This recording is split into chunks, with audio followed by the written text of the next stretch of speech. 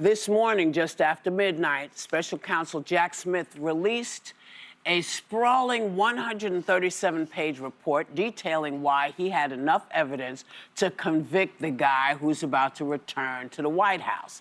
Now, this is an investigation that began 2.5 years ago, and you know who still denies all of it. But was anybody surprised by what they saw? Did you read it? What did it say? Anything new? Yeah. Well, I'm a legal nerd. I read it. It's almost 150 pages.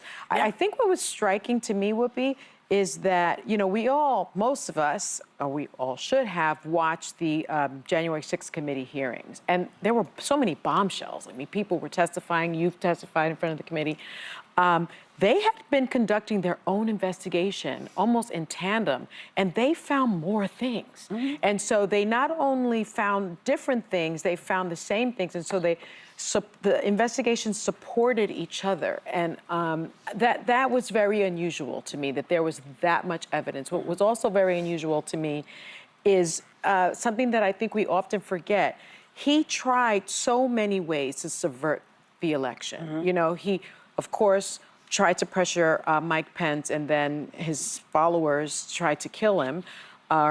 He also called Georgia's, threatened to kill him. He also, thank you, he also called Georgia's, Georgia's state attorney, Secretary of State, and said, I need 11,000, like the exact margin, I need 11,780 votes. Like, what much more clear evidence would you need of someone trying to effectively subvert an election? And the final thing I'll say is, in his speech that he gave, in all his discussions at the Capitol before the attack, he mentioned the word fight 10 times.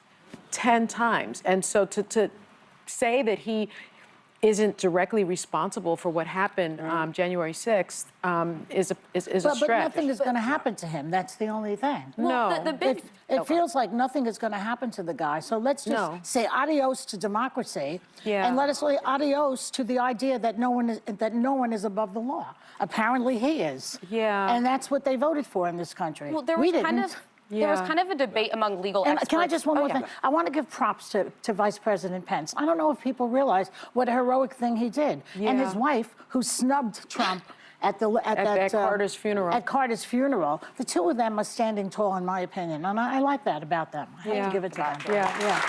There was a bit of a debate among legal experts if a case of this size and magnitude could even be tried and concluded in the span of 3.5 years. And I'm not an expert. I didn't know if it would be the case, but it could have been done. At this point, we know 250 plus witnesses were interviewed. 55 people testified to the grand jury. There were thousands and thousands of documents they went through. And at the end of the day, 18 million people tuned into the January 6th committee hearings. We know, I can't even speak for how many people saw the footage of January 6th, yet voters made up their minds. 75 million people still chose to vote for Donald Trump, which makes me think they decided he was better for the country despite these things. I am not convinced that most Americans were comfortable with the events of January 6th, even who went on to support Donald Trump. And I wonder, I think what we may miss about the election is that a lot of people don't like Trump. They thought he was a better leader, and they're aware of his flaws. And I think Democrats focus too much on defining him and reminding people of the bad things, and they should have spent more time saying, this is what we're for, this is what we're going to do. That's what I keep coming back to, rather than Kamala Harris giving the speech on the ellipse to remind people of January 6th. Go to a Michigan Union Hall, talk to people about their future. Democracy is I think, trying to destroy our very republic is pretty important. And I'll say this, you know, you said no one's above the law. I disagree with this Department of Justice policy, because it is not the law that you cannot, indict a sitting president. That is not the law. It is just a long-standing DOJ policy. And I think had the Supreme Court, that has been packed by Donald J. Trump, been a different composed differently, I do think that this case would have gone to trial. But Jack Smith, he did indict Donald Trump when he was a candidate. The reason he folded the investigation is because Donald Trump of the DOJ policy. Well, no, it's because he oversees the Department of Justice in, 6 days. He knew that the trial would be stopped. Jack Smith would be fired. It wasn't that he wasn't willing to move forward. But that's not what he said. He said that he did. One second, I just want to answer that. What he did say is, it is a long-standing DOJ policy, and that is why I have to drop the case. But That is can we what he now said. call him a convicted felon? Is that okay? Or am I going to be sued? You can call him a In New York. 35. You can call him a 34-count Right? convicted It's felon. very striking that That's when what you he count. talks about immigrants who break the law and he's going to send them back and he's against these people, Yeah. he broke the law. Yes, I mean, the he whole did. thing, it doesn't make And he any was sense convicted of anymore. it. I mean, I feel like we're in a lot of trouble now. One thing that I read, and I don't know, you guys can check me in my ear, is that as a convicted felon, he cannot he cannot have a weapon, yet he can be the commander-in-chief of our military. I just find the hypocrisy. Well, I stunning. mean, if look, it is what it is right now. They took the time they needed, and they took 3 years to do it to make sure they had what they needed. What I don't see is that he cannot be tried again.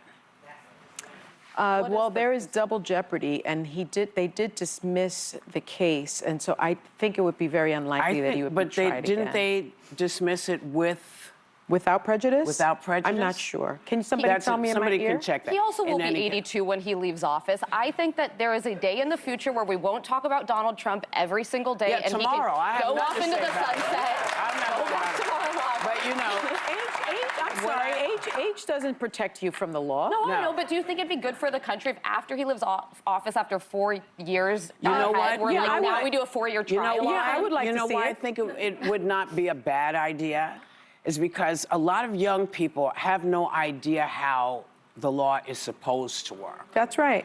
And I think it's important, just like when they say, you know, and I don't want to make this comparison because I don't want to be accused of calling him this, but there are things where, you know, we say statute of limitations should not sit here.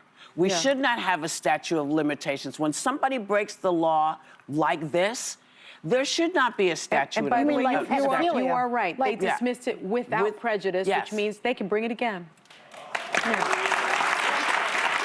So, Oh, God. you know, I'm over it. Well, he ran for you may be over it, but you know what? I'm just over It's- Trump consuming all of our lives constantly. We're Well, gonna have 4 years ahead. Unfortunately, this is what drives people. This is what drives people on television. This is what drives people on the internet. When you see his name, people go directly to him because he has become an addiction.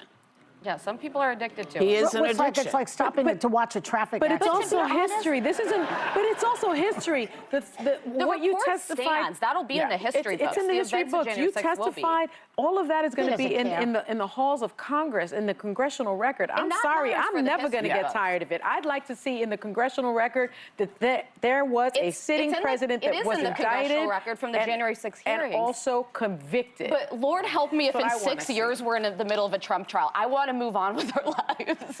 Listen, You can't. I'm going to leave this alone because it's too ripe for somebody to say something that they should not say.